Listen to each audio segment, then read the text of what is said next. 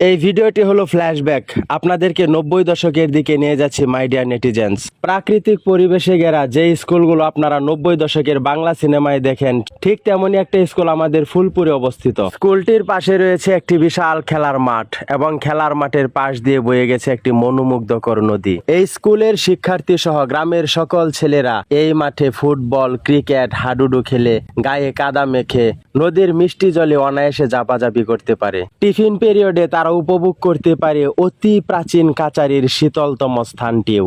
I'm telling about a natural beauty of the village Khol. All the characteristics of 90 decade can still be seen in this school. উত্তর ময়মনসিংহের ফুলপুরে এমন প্রকৃতি এখনো আছে। Up really wondered and made me happy seeing the scenery.